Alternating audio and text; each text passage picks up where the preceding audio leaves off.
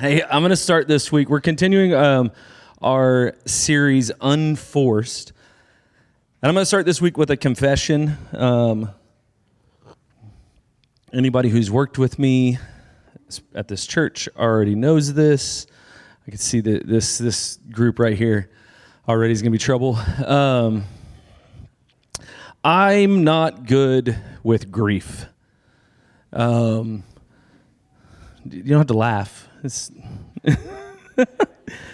No, I'm not good with grief. Not mine, not yours.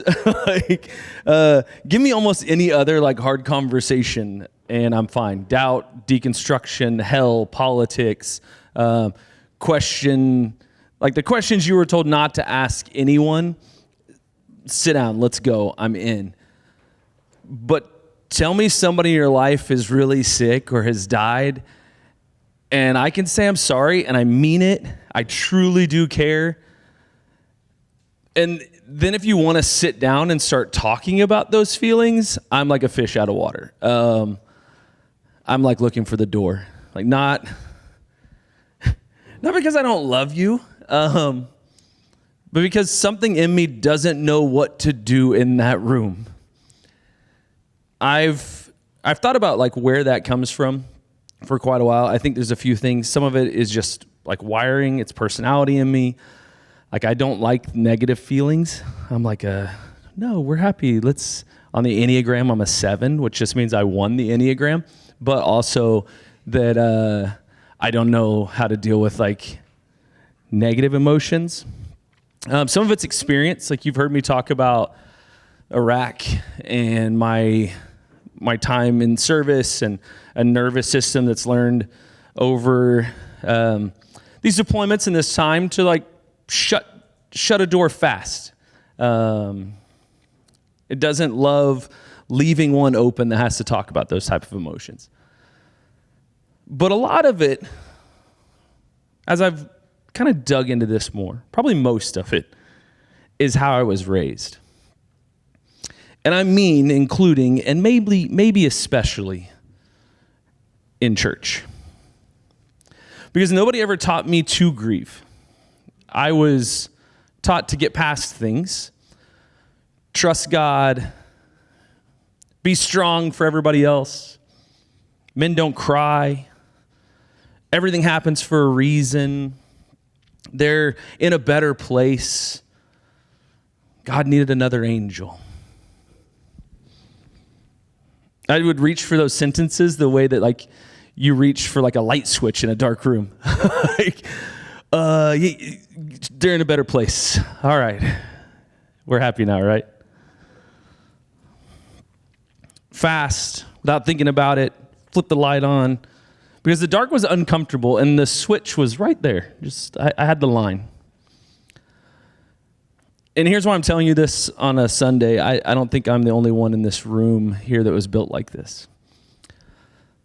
Somebody in your life is hurting right now, and you already know what you're going to type on their Facebook page. Remember when Facebook added the little emoji that's the little hug emoji? I was oh, sweet, now I got something. I can just do that. I don't love what you posted, but I can hug you.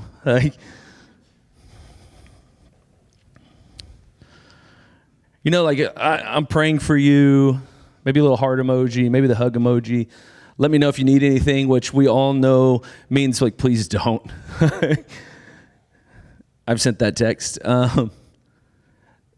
Somebody, I love to scroll through Instagram. I get stuck. Monty and I were talking about this the other day. I don't see posts a lot of times. I see stories and I see reels because I get stuck in a reel and I'm just anybody else?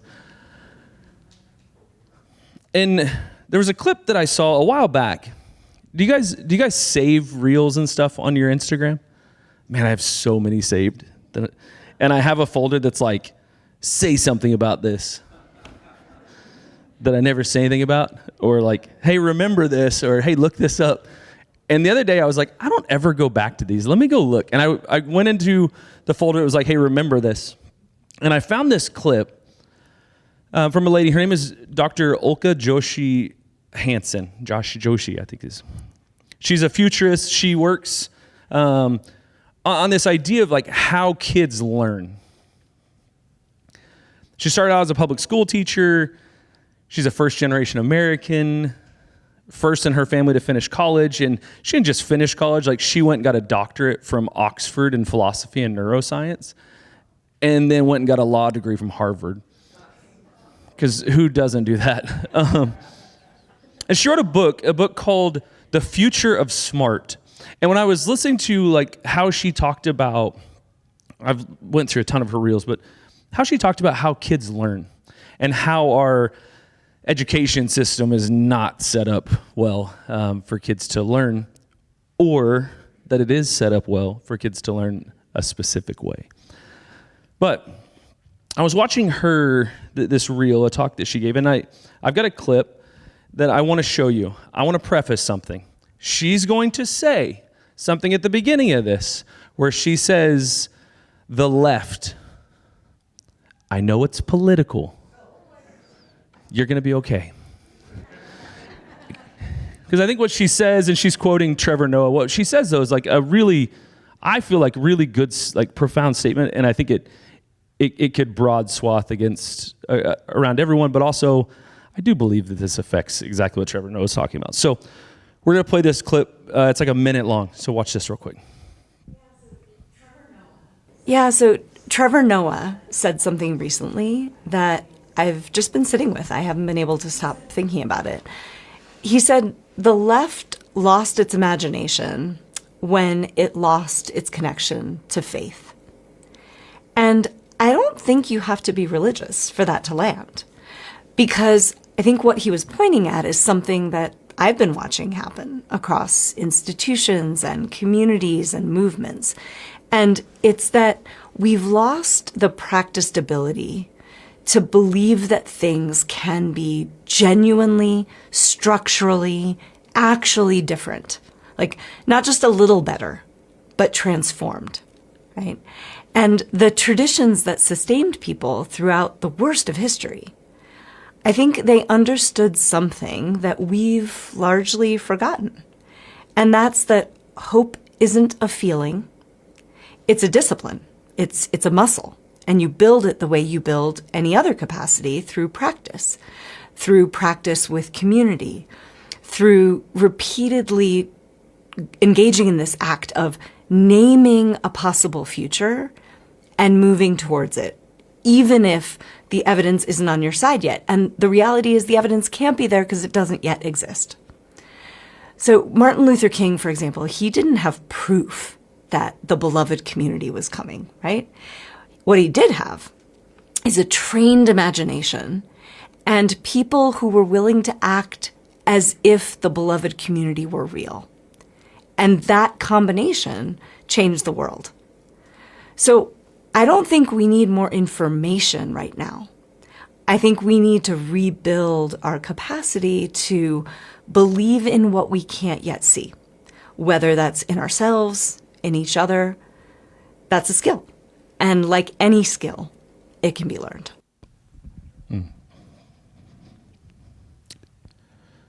You're not out of hope, you're out of practice. She talks about how hope isn't a feeling that shows up once the evidence finally lines up, right? It's a muscle. You build it by using it. And did you catch what she said about Martin Luther King? He didn't have proof that the beloved community was coming. What he had was a trained imagination and people willing to act as if it were already real. It's a practice, and that's what the series is about, this unforced rhythms of grace. And I want to put one sentence next to this, and we're going to spend the next half hour on it. You cannot train imagination on a numbed heart. And most of us were handed a faith that taught us to numb. Mark stood up here last month, and he named that gap exactly. In his story, he grew up in church. He learned how to do it right. He said it himself. I learned how to perform. And then he said the thing I want every one of us to hear. Nobody ever told him what to do with grief, with suffering, with a world falling apart. There was no class for that. So when his world actually did fall apart, the good Christian kid had a full toolkit for performing. And nothing at all for grieving. Surviving isn't living, is what he said. And watch what he said happened next. Because it's a whole series in one life story. He didn't fix it by finding a better argument. He said, I didn't lose God. I lost a version of God. The version that only worked while everything was fine. And when he finally stopped performing long enough to actually grieve, the thing he found underneath it wasn't absence. His words were, love had been holding me all along. That's not a Mark problem. That was a curriculum problem that he was handed and put into. And for a lot of you, like me, the grief you were never allowed to feel is a very specific grief. It's a grief of losing a church, a community, a version of God that used to hold you and then didn't. Some of you walked away from a whole world, friends, family rhythms, a Sunday that used to feel like home, and nobody threw you a funeral. Instead, you got one of two sentences. The people you left told you had backslidden. You'd walked away from God. You were in the world. As if you hadn't lost anything, you just gotten lazy. And the people who'd already left told you to be glad. You're free now.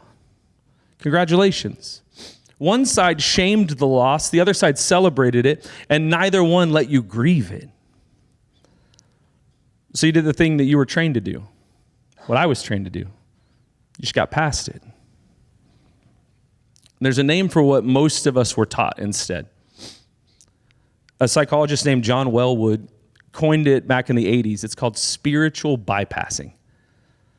Using spiritual language, spiritual practice even, to step around pain instead of through it. It sounds holy. It sounds mature. I'm just trusting God. I'm choosing joy today. I got this. God's ways are better than mine. And sometimes those are true sentences, but a lot of times, in a lot of churches, they're just a trap door. A way to get out of the room before the grief finishes its sentence. And you've heard me talk about this all year. You don't, what you feel, what you experience, the feeling you begin to experience, it doesn't just leave when you go out the trap door. It stores. Marlene Winnell, she calls it the church version of this, religious trauma. And a lot of this room carries it. We carry it in our shoulders. It's that weight. Bypassed grief doesn't resolve itself. It just waits. The church taught us to resolve grief in one sentence. The body's memory runs much deeper than that. So your body still feels it. Here's what's strange. The book that we built this curriculum on to bypass, to move on, it never did this. In fact, roughly a third of the Psalms, the prayer book of Israel, the songs that Jesus grew up singing himself, a third of them are lament, complaint, protest. How long, O Lord? Why have you forsaken me? The Bible gave grief a third of the Psalms, a third of the hymnal that it handed to Israel, and church gave it the one sentence to just bypass. And there's one psalm I've never preached, but I think it might be one of the most honest prayers in the whole book of Psalms because of how it ends. Psalm 88, it's a man in a pit. And listen to how long he's been at this. He says, "But I cry to you for help, Lord.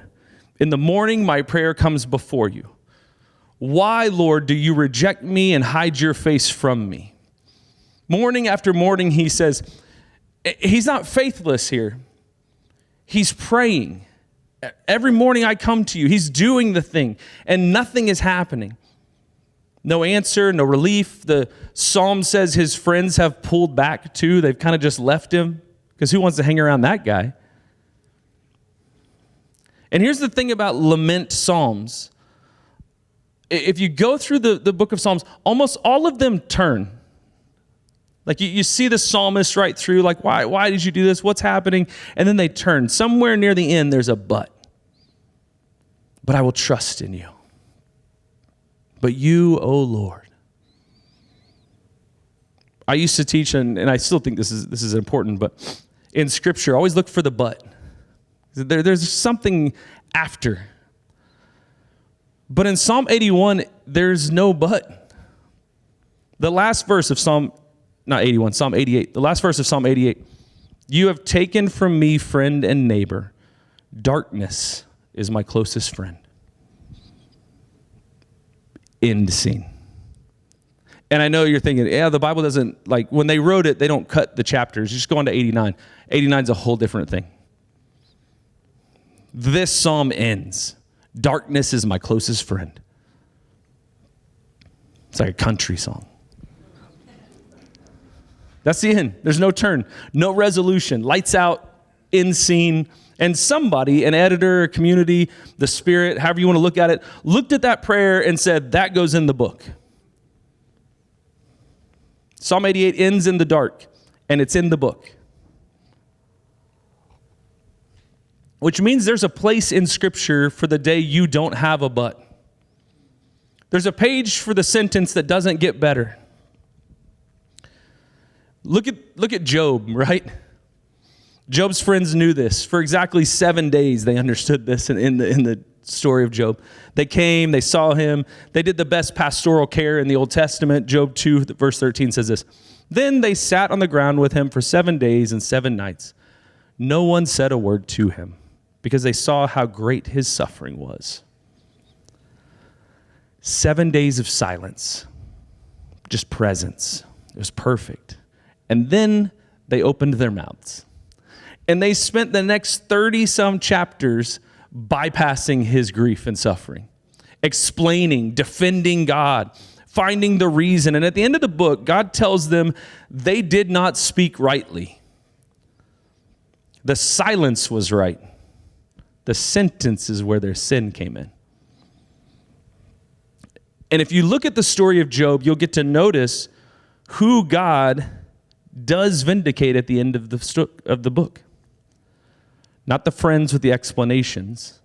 It's Job. The one who spent the whole book refusing to stop asking. There's an author, David Gushee, who some of you have heard of. He's written quite a few books in the kind of post-evangelical space. But he wrote a new book on Job, and it comes out next month. And in a piece previewing it in his Substack I was reading, he says this about Job. He says, Job offers a model for people whose inherited certainties have collapsed, but who refuse to surrender either truthfulness or faith.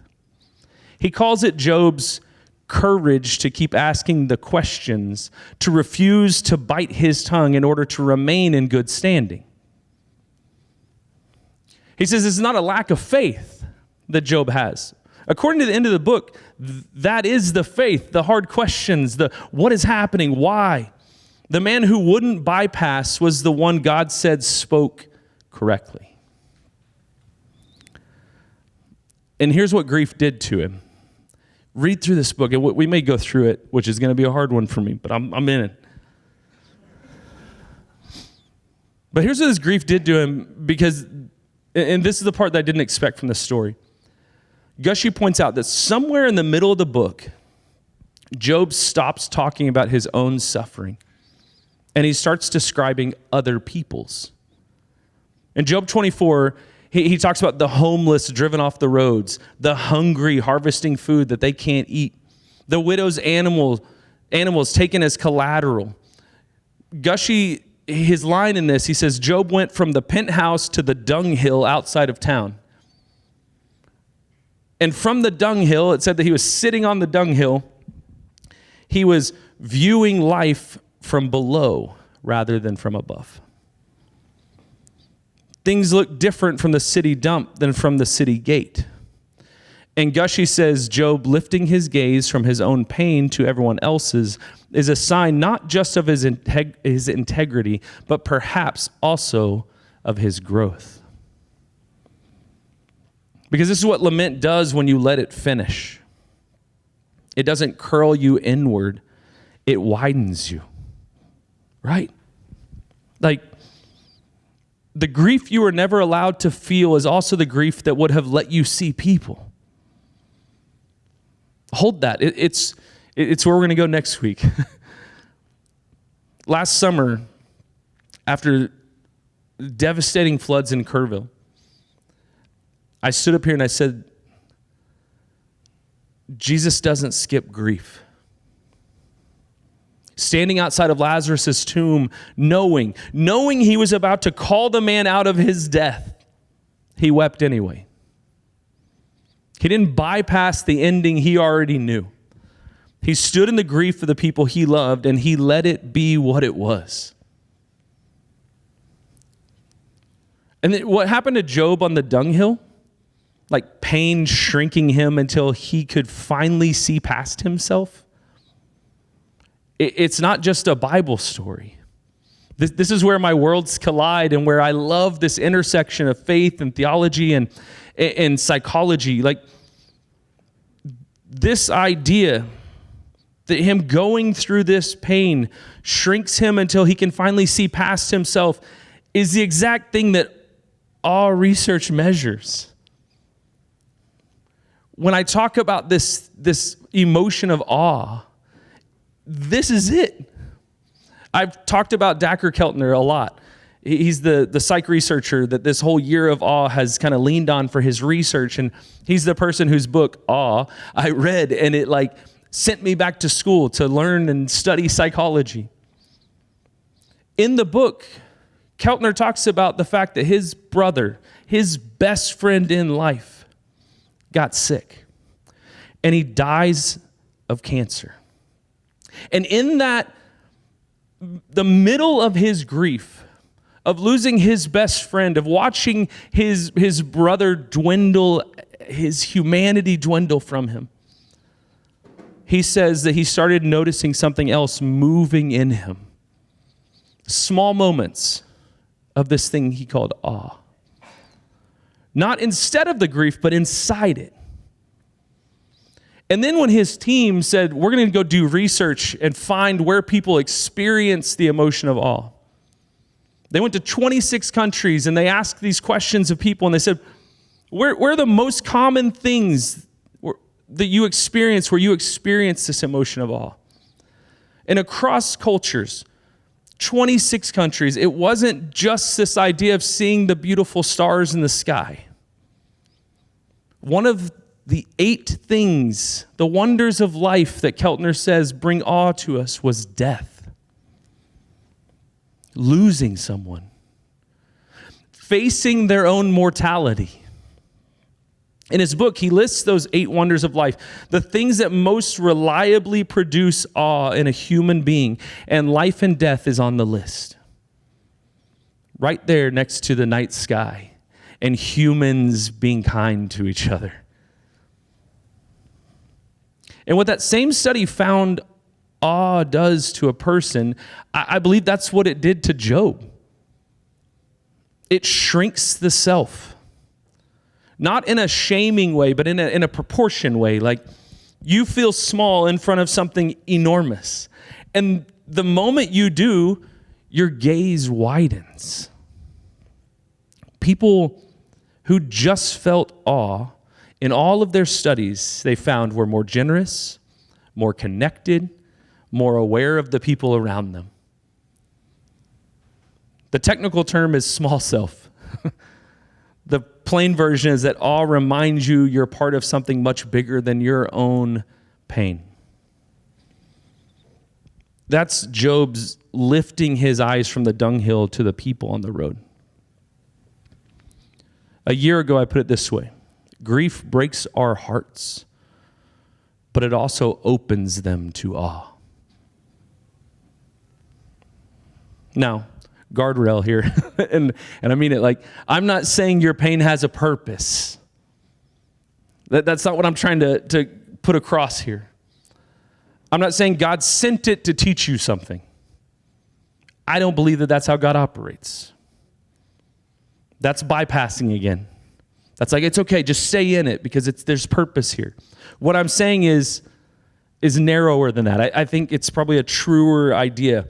That the door grief opens in a person and the door that awe opens are the same door.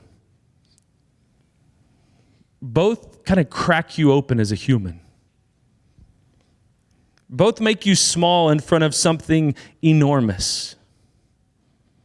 Both require you to stop managing everything for a second. Which means the faith that taught you to slam the door on grief, it also shut the door on awe too. Because it's the same one. In fact, Brene Brown says it like this: we cannot selectively numb emotion. If we numb the dark, we numb the light. If we take the edge off pain and discomfort, we are, by default, taking the edge off joy, love, belonging, and the other emotions that give meaning to our lives. I think she said it better. You can't selectively numb your emotions. When you numb painful emotions, you numb the good ones right along with them. And this isn't just a nice line from Brene, like, the lab backs her up. The research on this is there. A Stanford researcher named James Gross has spent decades studying what happens when people suppress what they feel, and the finding is almost cruel. Suppression doesn't actually reduce the pain. People who stuff it report feeling just as bad, sometimes worse. What it reliably reduces is joy. The numbing doesn't work on the thing it's aimed at. The pain that they're trying to numb, it doesn't actually numb that. You can't selectively numb. What it does is it reduces joy.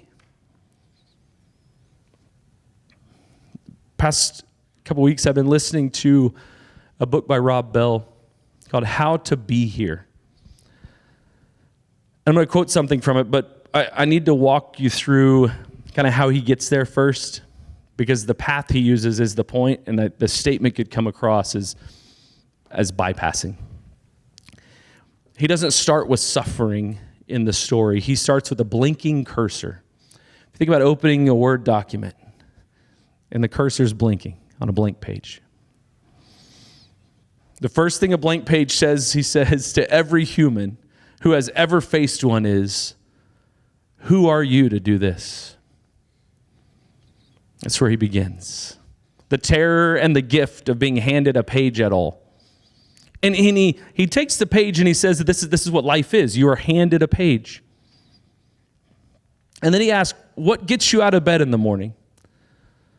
He borrows the Japanese word. Have you guys heard this? The ikigai? Ikigai is the reason for being here. In the Japanese culture, you find this thing. This is your guiding force. And then he takes the ikigai and he gets real practical. He says you don't need to see like 17 steps, because that's 16 steps too far. Do the one that's right in front of you. Start with number 1. And it's only after all of that, after he's convinced you that the page is actually yours to write, that he then turns to loss. And here's the sentence he says. Suffering and loss have this extraordinary capacity to alert and awaken us to the gift that life is. Notice the order he built this in, though. He's not saying suffering is a gift. He's saying suffering wakes you up to a gift you already had and you had stopped noticing. Which is, last week we talked about Jacob. where he says, God was in this place and I was not aware of it. It's that waking up. It's loss. Bell is saying here that loss is a brutal alarm clock, but it's an alarm clock, not a verdict. It's a wake-up call. And then he takes the last step. He says, you've been given the gift of life. Pause, breathe. If you're here, breathing in this room, you already received the gift. Whatever else is or isn't true about your life, the one thing that's settled is you're here, breathing. And the way he lands the whole book, I'm going to give it away, but it's a good book. You should read it. All of us are taking part in this ongoing creation of the world. You're not a spectator to your own life. You've got a page.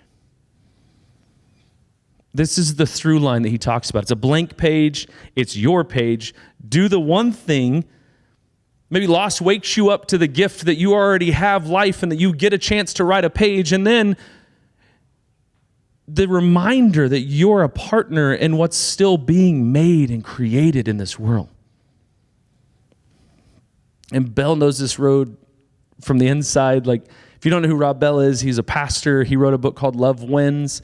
In Love Wins, in one of the chapters in this book, he just opined that maybe hell doesn't really make sense in a burning pit of like, I don't know what to do with that, he said, as a pastor. And the minute he did that, he lost his church. He lost respect. He was kicked out, and he was told, you've got to go. So he understands what loss looks like from an entire life structure for him. Everything he knew was gone. So this blank page wasn't a metaphor for him. In fact, he's the one that in his podcast I listen to almost every year, where he talks about the story that I've told here about leaving the system and going upriver. It's this idea of sometimes you're called to something that nobody else is going to understand, but they're not supposed to because it's yours. It's your page to write, not theirs. Now, watch how these pieces connect, because there was one more clip that I was actually sent this week on Instagram from a friend. And it's a pastor. His name's Joe Smith, and he was teaching on wonder. And he said something in it that my friend was like, hey, you got to hear this. Like, I think this is going to resonate with you. And Joe Smith said this: empire wants more than our bodies. Empire wants to colonize our imagination. The idea that, look at this. Put this idea, empire wants your imagination. Take that and go back to Dr. Hansen in the very beginning where she said hope is trained imagination. Now, my question is, how does empire take that imagination? Go to the next one real quick, Nate. So if hope is trained imagination, Dr. Hansen says, empire wants your imagination, Joe Smith says, how does empire take it? Go to the next one. With numbness. Like, think about our lives right now. Are you supposed to have feelings? The algorithm is trying to keep you out of feeling things. Like, go to the next thing. Go to the next thing. You can't worry. In fact, the whole idea of enemy creation, which we've talked about before, for me to say that someone is an enemy to you, I have to take away their humanity. And in order to, when I take away their humanity, what does that do? Well, that numbs feelings for another human being because now they're just a label. So I've numbed your feeling towards that human, and I've brought you back inside. What have I brought you back inside to? Well, I've used fear to say that, hey, this group of people is going to take your jobs. And well, I don't want that to happen. I need to protect myself. And no longer is it a human being, it is a group. And I can numb you to humanity and then I can take away your imagination. Like, because if I can keep people either comfortable, distracted, or fearful, I can keep them managed, keep them from feeling the thing, and they'll gradually lose the ability to picture anything different. Like, think about what Dr. Hansen said. Martin Luther King Jr. hadn't seen the beloved community yet, but he could imagine it. But if I take away your ability to imagine the beloved community, then you won't even start step one. You gradually lose the ability to picture anything different. Numbed people are very governable people. Walter Brueggemann said this 50 years ago. His little book, it's called The Prophetic Imagination. He noticed that the prophets of Israel, like Jeremiah, they were weepers, they were criers. He did something strange. Every time that they would come to prophesy, they did something strange as their first act. If you go into the Old Testament, before they announced anything new, they grieved out loud in public. Because Pharaoh's whole system, the empire that controlled them, the whole system runs on nobody feeling anything. And public grief is the crack in it. Brueggemann's claim, and I'm paraphrasing this, is that only grief permits newness. You cannot get to a new thing without grieving the old one all the way through.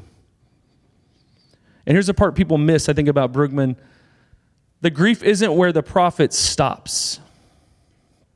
It's where the new song becomes possible.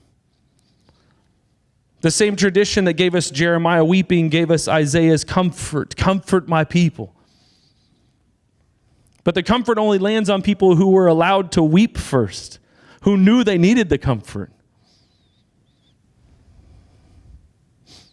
Skip the weeping and the comfort is just another bypassing sentence. Do the weeping and comfort becomes something a body can actually receive. So lament, this idea of like the Psalms having a third of them being lament, we've lost that. There was a study a while back that studied all the top songs in the church that we all sing. And I am guilty of this. I'm like Paul. I am the sinner of sinners, right? I am guilty. I don't want to sing these songs. But they went through and they did this whole study that like 5% of the top 100 songs that the churches sing in the U.S. lament. 95 of them are about victory and triumph. We've lost the ability to lament. We didn't lose it. We've been trained not to have it. But when we see that lament isn't weakness, it isn't wallowing, we can see that lament is actually resistance. It's the practice that keeps your imagination from being uncolonized. The person who can still weep is the person who can still picture a different world.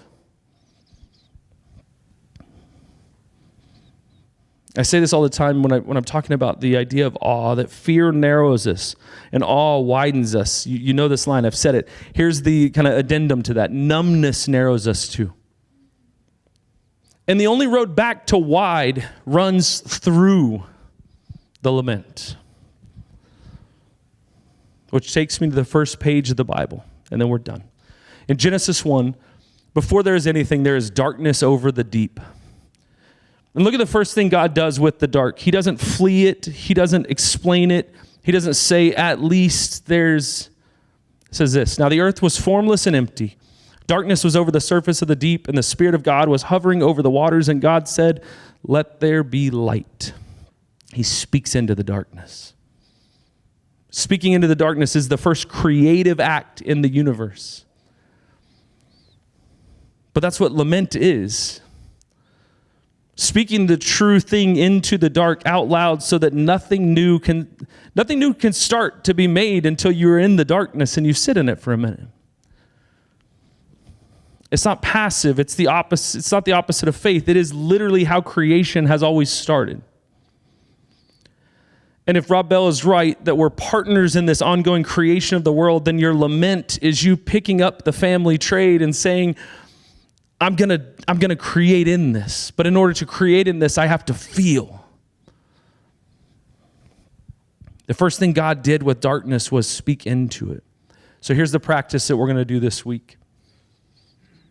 Again, these are small versions, small practices. I told you last week, like, go on an awe walk. I didn't ask anybody if they did it. There's no leaderboard. If you did it, amazing. If you didn't, cool, try it this week. Like, nobody's winning anything here. These are practices to begin to learn. The awe walk was, hey, go out and walk like you've never seen any of this before. This is all new to you. For this one, it's going to be a little different. I want you to write the prayer that you were never allowed to pray. The one that got edited out of you. The angry one. The where were you prayer. The one with no but at the end. Like Psalm 88 with your name on it. Write it down. Paper, notes app, the back of whatever. Here's the rule. Nobody has to read it. Not me. You don't have to post this on Instagram. Like, God's not going to read it. He'll see it, but you don't have to be like, here, God, read this. Not your group. Like, nobody has to read this. This is your prayer.